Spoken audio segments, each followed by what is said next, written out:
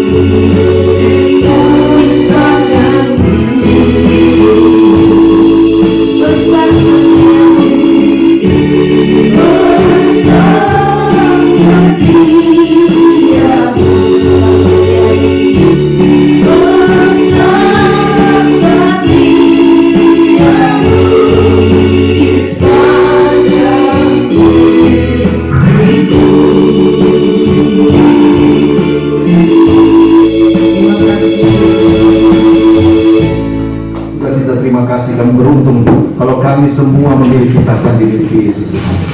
Kalau kami ada sebagaimana kami ada dengan kasih dan anugerah Tuhan Yesus saja semata-mata. Kalau kami masih boleh hidup sehat, kuat, bernafas gratis cuma-cuma dalam situasi seperti ini, itu hanya kemurahan Tuhan Yesus saja. Kalau kami masih bisa menikmati berkat-berkat Tuhan jasmani, rohani, bahkan masih Tuhan bisa menikmati pemeliharaan Tuhan, perlindungan Tuhan yang luar biasa dalam kondisi seperti ini, itu hanya anugerah dan kemurahan Tuhan saja. Yang kami bisa buat, yang kami bisa lakukan, bersyukur, memuji muliakan nama Tuhan saja. Kami bersyukur kalau saat ini Pak Joni ada bersama-sama dengan Tuhan, bersuka cita bersama Tuhan. Itu sebenarnya Tuhan, kami saat ini perlu firman Tuhan, firman yang menuntun setiap langkah kami, ini menjadikan kami lebih bermenang. Tuhan, kami sudah buka hati kami karena kami butuh firman-Mu. Hamba-Mu tidak ada orang lain, hamba-Mu penuh keterbatasan. Urapi yang bangun dengan kuasa, urapan dan perusahaan. Kuasa yang bukan dari Tuhan yang coba mengambil berkat firman Tuhan, kami sepakat dalam nama Yesus. Kami patahkan dalam nama Yesus. Dan persilakan Roh Kudus berkarya sehingga firman-Mu itu menjadi berkat bagi kami. Dalam nama Yesus, semua yang siap menerima berkat firman Tuhan, sama-sama katakan Shalom. Shalom. Shalom. Shalom. Ya. Kalau kita lihat kesaksian dari Pak Joni itu luar biasa ya. Waktu di hari-hari terakhirnya dia tetap semangatnya luar biasa. Ketika kita bikin ibadah Zoom meeting ya, itu Zoom meeting itu tiap hari Kamis dia itu ikut ya dalam kita belajar ya, belajar firman Tuhan ya, pemahaman Alkitab, kita sharing firman Tuhan, dia ikut walaupun masih pasang selang dia tetap ikut. Ini luar biasa. Kenapa? Sebab dia punya pengharapan akan surga itu luar biasa. Dia punya pengharapan yang tidak pernah lain, dia punya pengharapan yang tidak pernah tercemar, dia punya pengharapan yang tidak pernah binasa. Jadi pengharapan akan surga. 1 Petrus 1 Petrus 1 ayat 3 sampai 5. 1 Petrus 1 ayat 3 sampai 5. 1 Petrus 1 ayat 3 sampai 5. Pengharapan, iman dan kasih. Terpujilah Allah dan Bapa Tuhan kita Yesus Kristus, yang karena rahmat-Nya yang besar telah melahirkan kita kembali oleh kebangkitan Yesus Kristus dari antara orang mati kepada suatu hidup yang penuh pengharapan, untuk menerima suatu bagian yang tidak dapat binasa, yang tidak dapat cemar, dan yang tidak dapat layu, yang tersimpan di sorga bagi kamu, yaitu kamu yang dipelihara dalam kekuatan Allah karena imanmu, sementara kamu menantikan keselamatan yang telah tersedia untuk dinyatakan pada zaman akhir. Dia memiliki suatu pengharapan yang luar biasa, pengharapan yang tidak pernah binasa, yang tidak pernah layu, tidak pernah tercemar. Itu pengharapan akan surga. Itu sebabnya dia di acara apa dari persoalan kita dia ikut. Ya, jangankan ibadah raya, ibadah Zoom meeting itu yang kita sharing itu sampai di foto, sampai ya, di video dia ikut. Nah, luar biasa. Ya, karena dia punya semangat yang luar biasa. Sekalipun dia berkata, dalam hatinya dia berkata, siapa yang gerangan yang ada di dalam surga selain Engkau Tuhan? Dan sekalipun dalam keadaan seperti itu, dia punya semangat luar biasa. Sekalipun tubuhnya habis dimakan oleh penyakit, tapi dia punya semangat itu akan surga itu luar biasa. Mazmur 73 ayat 25 sampai 26. Siapa gerangan yang ada di surga selain Engkau Tuhan? Sekalipun tubuhnya habis dimakan oleh penyakit, sekalipun hatinya ya mungkin dia juga mengalami hati yang penting, tapi dia tetap punya pengharapan yang luar biasa akan surga luar biasa. Mazmur 73 ayat 25 sampai 26. Mazmur 73 ayat 25 sampai 26. Siapa gerangan ada padaku di surga selain Engkau? Selain Engkau tidak ada yang kuingini di bumi. Sekalipun dagingku dan hatiku habis lenyap, gunung batuku dan bagianku tetaplah Allah. Siapa gerangan yang ada yang aku kuasai di bumi ini selain Tuhan? Ya, sekalipun tubuhnya habis dimakan oleh penyakit, tetap dia pengharapannya akan surga itu luar biasa. Dia tetap aku pengharapannya surga itu luar biasa. Amin. Dan saya beritahu Bapak Ibu sekalian, kita diselamatkan hanya oleh pengharapan. Amin. Pengharapan yang tidak kelihatan. Masuk Roma 8 ayat 24 sampai 25. Roma 8 ayat 24 sampai 25. Roma 8 ayat 24 sampai 25. Sebab kita diselamatkan dalam pengharapan, tetapi pengharapan yang dilihat bukan pengharapan lagi. Sebab bagaimana orang masih mengharapkan apa yang dilihatnya, tetapi jika kita mengharapkan apa yang tidak kita lihat, kita menantikannya dengan teguh. Kita diselamatkan, saudara dan saya diselamatkan hanya oleh pengharapan. Amin. Pengharapan akan surga. Bagaimana orang nggak ingin masuk surga? Bagaimana dia tidak berharap ke surga? Kita ini pertama kita diselamatkan, kita punya pengharapan. Kalau orang nggak berharap masuk surga, buat apa cari Yesus? Nggak berharap cari surga, masuk surga. Kalau dia sudah berharap masuk surga hanya melalui Yesus saja. Amin. Jadi kita diselamatkan pertama oleh pengharapan. Kalau punya pengharapan ingin masuk surga. Kalau nggak ingin berharap masuk surga, buat apa cari Yesus? Tapi karena ingin masuk surga melalui siapa? Hanya melalui Yesus. Lalu dia cari Yesus. Karena dia berharap ingin masuk surga. Saudara dan saya diselamatkan oleh pengharapan. Dan pengharapan kita dalam Yesus tidak sia-sia.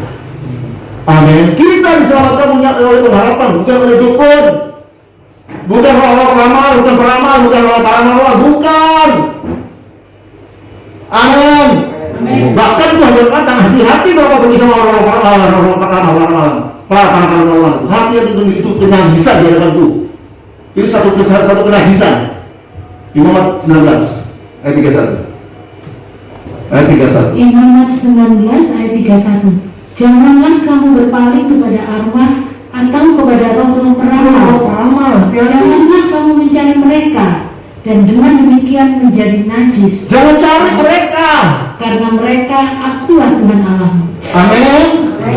Jangan cari roh peramal itu. Suatu kenajisan di hadapan Tuhan, dan bahkan Tuhan akan melenyapkan kita kalau jangan mendatangi, hanya bertanya saja kepada roh-roh peramal. Langsung Tuhan lenyapkan. Imamat 20 ayat 6. Imamat 20 ayat 6. Orang yang berpaling kepada arwah atau kepada roh-roh peramal, yakni yang berzina dengan bertanya kepada mereka, aku sendiri akan menentang orang itu dan melenyapkan dia dari tengah-tengah mereka. Amin. Amin. Karena Tuhan kita adalah Allah yang cemburu. Amin. Dia membalaskan sampai kemudian ketiga keempat. Keluaran 20 ayat 3 sampai 5. Keluaran 20 ayat 3 sampai 5. Jangan ada padamu Allah lain di hadapanku. Jangan membuat bagimu patung yang menyerupai apapun yang ada di langit di atas, atau yang ada di bumi di bawah, atau yang ada di dalam air di bawah bumi. Jangan sujud menyembah kepadanya atau beribadah kepadanya. Sebab aku, Tuhan Allahmu, adalah Allah yang cemburu, yang membalaskan kesalahan bapa kepada anak-anaknya, kepada keturunan yang ketiga dan keempat dari orang-orang yang membenci aku. Amin. Tuhan itu cemburu. Ya, jangan sampai ketipu roh-roh peramal seperti itu, paranormal seperti itu. Minta izin ya sama setan, dia mau permisi dulu. Minta izin ini apa ini? Ya, Tuhan nggak suka. Bahkan dia kufir itu setan, iblis. Orang minta izin, kalau dia nggak kasih izin bagaimana? Ya, tangking dia dalam nama Yesus. Usir dia dalam nama Yesus. Supaya ada sukacita dan sejahtera. Jangan kau ditipu. Iblis itu penipu, bapak segala penipu. 208 ayat 44. Bahkan dia pembunuh juga. Habis kau ditipu kau dibunuh. Rohanimu dibunuh. Yohanes 8 ayat 44. Iblislah yang menjadi bapamu dan kamu ingin melakukan keinginan-keinginan bapamu. Ia adalah pembunuh manusia sejak semula dan tidak hidup dalam kebenaran, sebab di dalam dia tidak ada kebenaran. Apabila ia berkata dusta, ia berkata atas kehendaknya sendiri, sebab ia adalah pendusta dan bapa segala dusta. Bapak segala pendusta. Amin. Ya, dia pendusta, dia penipu. Ya kita lawan itu bukan kuasanya lagi, kita tipuannya dia. Bukan kuasanya lagi, kuasanya sudah dipatahkan oleh Tuhan. Kita memang ditipu saja oleh dia iblis. Ya, Efesus 6 ayat 10 dan 11. Efesus 6 ayat 10 dan 11.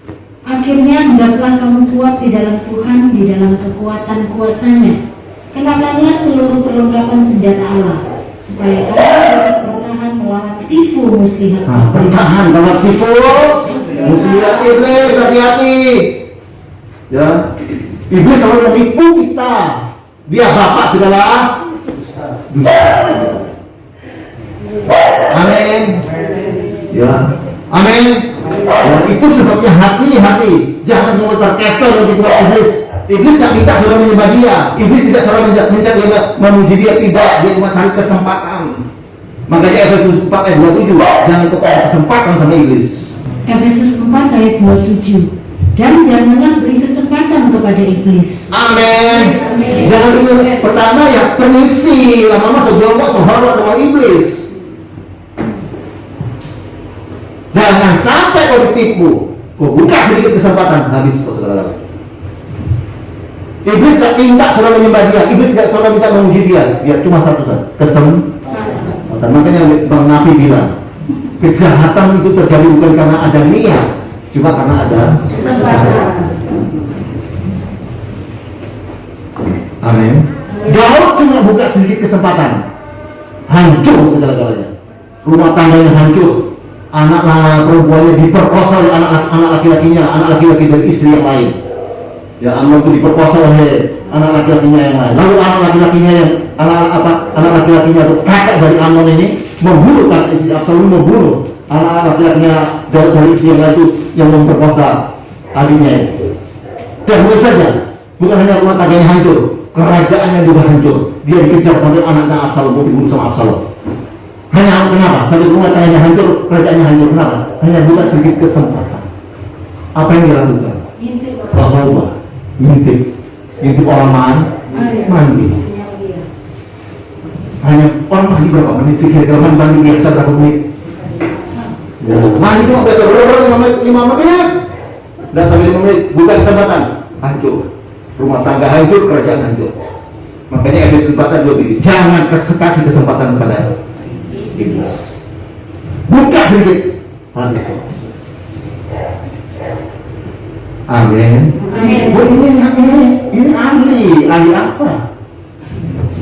Ya, di dua aja, ada dua saja. Kalau tidak Tuhan hancur. Amin. Cuma dua saja. Kalau tidak Tuhan hancur. Kalau tidak Yesus hancur. Amin. Oh, nanti 40 hari dia datang. Memangnya dia mau pasian. Kenapa nggak habis dari mall udah kan Mesir 40 hari baru pulang, nggak ke mall dulu? Orang mati bahwa itu dengan firman Tuhan berkata supaya kau jangan sampai kau tidak tahu orang yang mati itu seperti apa. Langsung berkumpul dengan Allah. Dalam 1 Tesalonika 4 ayat 13-14. 1 Tesalonika 4 ayat 13 sampai 14. Ya. Selanjutnya kami tidak mau saudara-saudara bahwa kamu tidak mengetahui tentang mereka yang meninggal, supaya kamu jangan berduka cita seperti orang-orang lain yang tidak mempunyai pengharapan. Karena jikalau kita percaya bahwa Yesus telah mati dan telah bangkit, maka kita percaya juga bahwa mereka yang telah meninggal dalam Yesus akan dikumpulkan bersama dia. Bukan pasian dulu. Ya, 40 hari pasian loh. Mau begini, mau dulu. Orang yang mati itu sudah tidak pernah kembali. Amin. Dan tempat tinggalnya dia sudah tidak tahu, tempat tinggal tidak tahu. Ayat 7, ayat 9 dan 10. Ayat 7 ayat 9 dan 10. Sebagaimana awan lenyap dan melayang hilang, demikian juga orang yang turun ke dalam dunia orang mati tidak akan muncul kembali. Nah, muncul kembali langsung mati. Terus? Ia tidak lagi kembali ke rumahnya dan tidak dikenal lagi oleh tempat tinggalnya. Nggak tahu. Amin. Amin. Jangan sampai ditipu.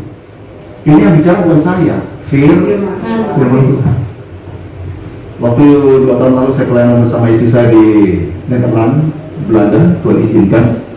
Waktu itu kami sudah melayani, tiba-tiba ya satu keluarga dari Nehemingen, ya, kami tinggal di Haarlem, di daerah Nederland, ya. Lalu ditelepon pagi-pagi, siang-siang itu sudah mau sore ya, pastor, ya kenapa? Ya, ada teman saya ini dia agama seberang, itu tadi sama anaknya, dia umur sekitar umur 33 ya, 34 ya, sama anaknya umur 7 tahun, tadi pagi sudah mau bunuh diri. bunuh diri. Oh ya, kenapa? Ya itu, begini, apa saya bisa minta izin, pastor punya nomor telepon, saya kasih sama dia. Oh boleh. Dia telepon dari Jerman, dia telepon ya. Kita di Belanda itu. Dia ada di Bottrop, Jerman. Lalu dia namanya Sri, ya orang dari seberang. Begini Pak, saya ini apa itu akan pahit. Karena waktu saya dia umur 13 tahun, dia diperkosa oleh pamannya sendiri, adik papanya. Itu pamannya bersama teman-teman 10 orang, jadi 11 orang perkosa dia, umur 13 tahun. Waktu dia sudah di visum, semua sudah tahu betul, papanya dikasih tahu, papanya tidak percaya. Tidak mungkin pamanmu akan perkosa kamu, apalagi 10 orang. Tidak percaya, dia sakit hati. Dan satu saat dia punya ibu bilang begini, mamanya bilang, kamu cepat lari, karena kamu akan dibunuh. Cepat, dia lari bertemu dengan orang Jerman, dibawa ke Jerman. Nah, waktu di Jerman dia menikah dengan orang Belanda, punya anak satu. Tiba-tiba ternyata orang Belanda ini sudah punya istri di Belanda, kembali ke Belanda. Anaknya dibiarkan begitu saja, dan dia dibiarkan begitu saja. Tapi dia kelihatannya dia pintar ya, awalnya pintar mau hukum-hukumnya Jerman tuh banyak ya, dari yang orang dari Turki, dari mana itu dia tolong ya, yang kerja bosnya nggak bayar, lalu dia yang tolong, pintar dia. Lalu dia bekerja, anaknya begitu umur 7 tahun, tiba-tiba suaminya lihat anaknya itu cantik memang ya, lalu pintar lagi, pintar dansa, pintar dalam pelajaran, pintar dalam sekolah, pintar menari, wah pintar. Oleh suaminya, bekas suaminya mau ambil dia mau rampas, dan dikasih. Langsung apa terjadi? Dia tuh ditubuk dari semuanya dari belakang dengan mobil sampai hancur-hancur. Dia punya apa semua engsel pada pakai plastik semua. Lalu dia itu sakit hati. Waktu dia mulai sakit hati, itu setan. Kenapa? Waktu dia sebelum dia berangkat ke Jerman, karena dia sakit hati, dia itu berburu di gunung-gunung. Dia berburu di gunung-gunung, dia pasang susu apa segala macam. Dia banyak gunung dia berburu. Nah dia katanya dia cerita sama saya itu lalu telepon ya, Pak bagaimana? Tiap jam 3 pagi, jam 4 pagi, setan itu datang berupa manusia, laki-laki ganteng. Tiap pagi minta hubungan sama istri, tiap pagi kan dia lemas, tiap pagi. Dan dia berkata, siapa saja yang bisa lepaskan dia dari setan ini saya akan ikut agamanya dia. Hubungan apa tuh? Kiai-kiai itu hal yang dari Turki, dari Iran, dari Irak datang. Tapi tidak sampai 1 jam lari semua. Karena penampakan. Ada yang penampakan setan di gudang, ada yang di kamar mandi, ada yang di kamar tidur. Lari semua. Tidak sampai 1 jam lari. Jadi dia ingin bunuh diri, seperti ini tidak punya pengharapan dia. Masa dia harus seperti itu? Lalu itu dia saya. Wah, saya bilang kalau begini tidak bisa pelayanan secara telepon. Kami harus ke sana, harus ke Bottrop, Jerman, jauh. Naik apa? Kata yang tuan rumah dengar itu, sudah saya antar. Oh, puji Tuhan. Diantar dari saya, istri saya bersama ada Ibu Meti ya. Ibu Meti tahu ya, Ibu Meti itu yang jemaat kami yang di Pondok Chandra itu ikut ke Belanda waktu itu. Sudah kita tiga, sama diantar sama yang tuan rumah kita tinggal di Belanda. Sampai di Jerman sore-sore. Saudara itu yang antar pulang, kami waktu masuk lagi makan, saya sudah mulai masuk firman Tuhan. Waktu saya mulai masuk firman Tuhan, dia berkata kepada saya, waktu itu dia mau cekik saya. Ada rasa setan itu mulai mau cekik saya, tapi tidak berani. Karena dia bilang, Pak Pendeta, ya, kalau sudah kemasukan, itu dia orang burik 2 besar itu saya bisa lempar. Ya, karena kalau sudah kemasukan, karena banyak setannya. Ya. Lalu waktu kami sudah habis makan, kami masuk di ruang tamu, kami mulai memuji Tuhan, ya, kayak saya masuk firman sedikit-sedikit, tiba-tiba matanya terbelalak, melotot. Lalu keluar suara serak-serak seperti laki-laki. Dia bilang, ini istri saya. Ini apa? Ini istri saya. Tidak, ini punya Yesus. Ini milik Yesus saudara. Enggak, ini milik saya. Tidak, ini milik Yesus. Saya perintahkan untuk keluar. Wah, tidak, dia keluar. Wah, kita berargumen. Bu Meti dari belakang dia duduk, dia dari belakang, saya dari depan, saya memuji menyembah Tuhan. Ya, lalu kami semua tiga itu mulai menyembah Tuhan. Sudah kira 1,5 jam itu, tiba-tiba dia berteriak, panas, enggak perlu panas, keluar. Saya bilang, keluar, keluar. Akhirnya dia keluar. Dia muntah ya, itu di Sri itu muntah. ambil satu panci dia muntah. Lalu susunya keluar semua. Lalu dia sadar, kok ringan saya. Tidak mau sudah dilepaskan. Malam itu kami tidak tidur. Kami tunggu ada serangan balik ketiga. Setelah dia sadar, saya bikin pengusiran ya di kamar-kamar rumah. Itu kalau di gudang itu kita bikin pembersihan. Kita tunggu ada serangan balik ketiga. Tidak. 6 malam kita tidak tidur. Tidak ada serangan. Dan waktu kami akan kembali minta dibaptis di bulan itu. Setan bukan harus kita kompromi, lawan, musir. Amin. Markus 16 ayat 17 dan 18 juga. Boleh sampai 18. Markus 16 ayat 17 dan 18. Markus 16 ayat 17 dan 18. Tanda-tanda ini akan menyertai orang-orang yang percaya. Mereka akan mengusir setan-setan demi namaku. Mereka akan berbicara dalam bahasa-bahasa yang baru bagi mereka. Mereka akan memegang ular, dan sekalipun mereka minum racun maut, mereka tidak akan mendapatkan celaka. Mereka akan meletakkan tangannya di atas orang sakit, dan orang itu akan sembuh. Tanda-tanda ini menyertai orang-orang percaya. Mereka akan usir. Tanda pertama orang percaya usir. Bukan setan usir kita. Ya, permisi sama setan. Enak. Kita usir setan, bukan setan usir kita. Amin. Dan untuk itu Tuhan kasih kita kuasa. Yuk, Lukas 10 ayat 19. Lukas 10 ayat 19. Sesungguhnya aku telah memberikan kuasa kepada kamu untuk menginjak ular dan kalajengking. Kuasa untuk menginjak ular dan kalajengking itu setan iblis. Dan kuasa untuk menahan kekuatan musuh. Kuasa untuk menahan kekuatan musuh. Sehingga tidak ada yang akan membahayakan kamu. Amin. Amin. Ada terus pendeta sini. Aku memberikan kamu kuasa pada pendeta-pendeta. Yohanes 1 ayat 12. Yohanes 1 ayat 12. Tetapi semua orang yang menerimanya diberinya kuasa supaya menjadi anak-anak Allah. Setiap orang menerima Yesus diberi kuasa. Bukan pendeta, stop. Pendeta tanya status atau jabatan. Setiap orang percaya diberi kuasa. Usir setan. Dan tanda pertama anak Tuhan, orang percaya adalah usir setan. Bukan setan usir kita. Terbalik. Amin. Ya, kalau kita jadi anak Tuhan, setan itu takut sama kita. Amin. Tidak ada mantra yang mempan sama kita. Tidak ada. Tenang. Bilangan 23 ayat 23. Bilangan 23 ayat 23. Sebab tidak ada mantra yang mempan terhadap Yakub ataupun tenungan yang mempan terhadap Israel. Pada waktunya akan dikatakan kepada Yakub, begitu juga kepada Israel, keajaiban yang diperbuat Allah. Amin. Tidak ada mantra yang mempan terhadap kita. Amin. Tidak tenungan, tidak ada. Mungkin apa tidak ada. Masa takut sih kita sangka ini di hutan, nggak tahu ini di mall, sudah di perumahan besar sini. Saya kira di hutan. Kalau hutan masih bisa, takut masih lumayan. Tapi ini bukan di hutan ini. Ini di perumahan mewah semua ini. Kok takut? Ya. Amin. Ada keyboard lagi. Memuji Tuhan. Setan paling takut dengan pujian penyembah. Amin. Ya, kalau memuji biasanya kalau pelepasan bukan.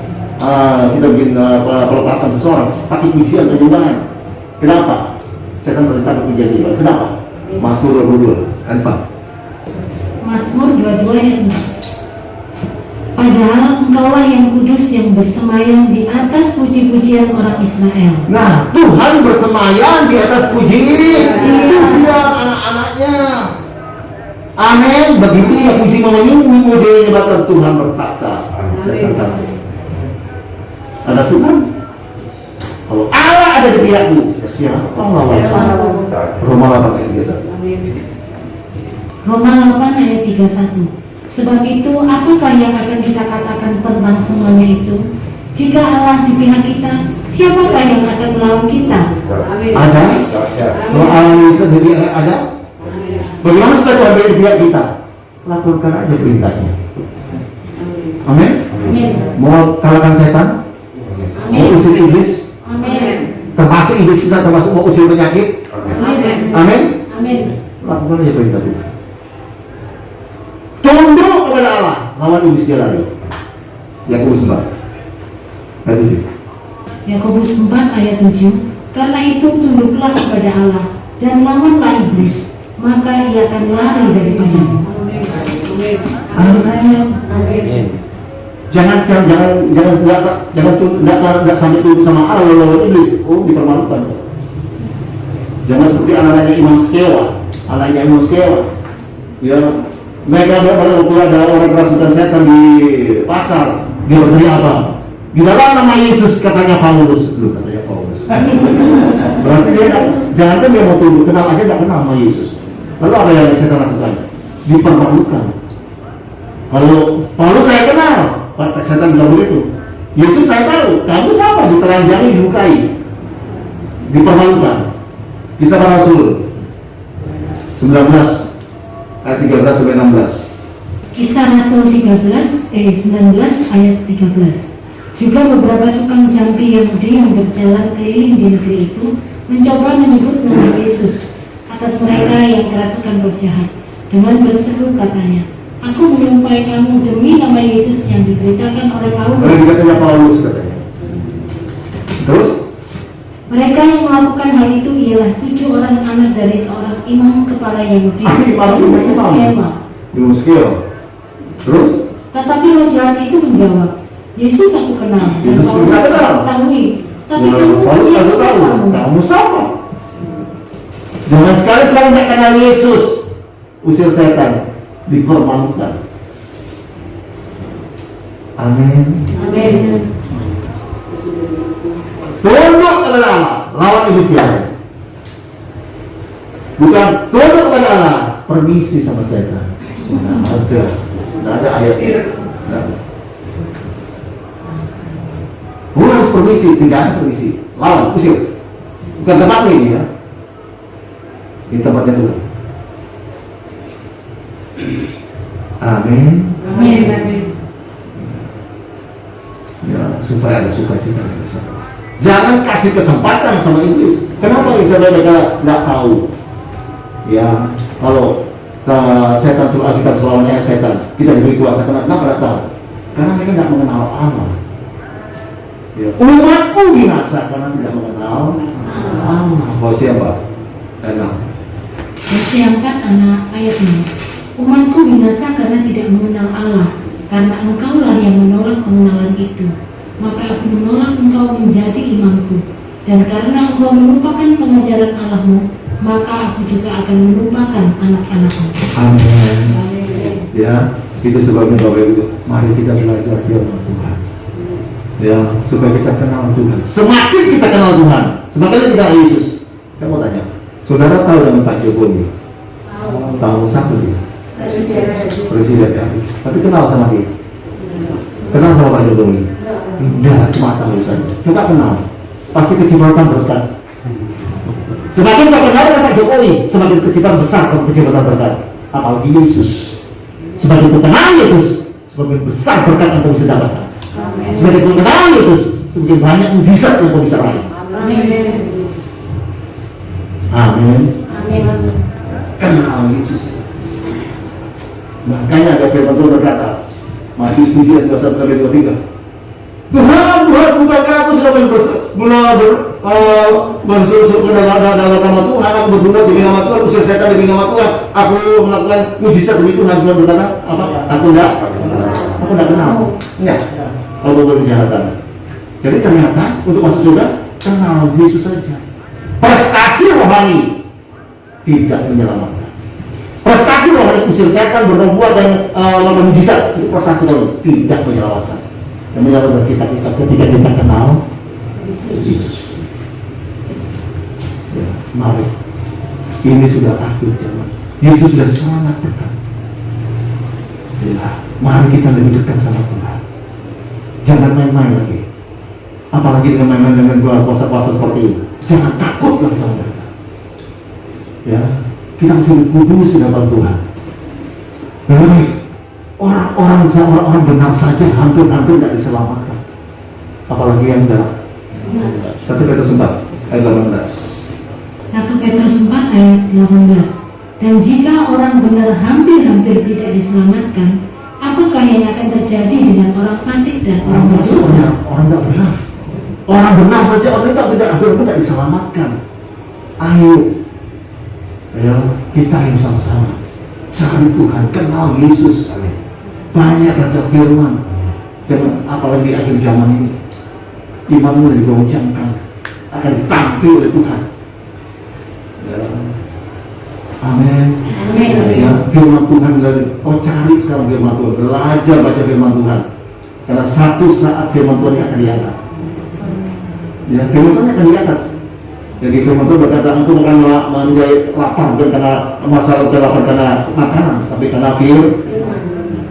Awas 8 ayat 11. Amos 8 ayat 11.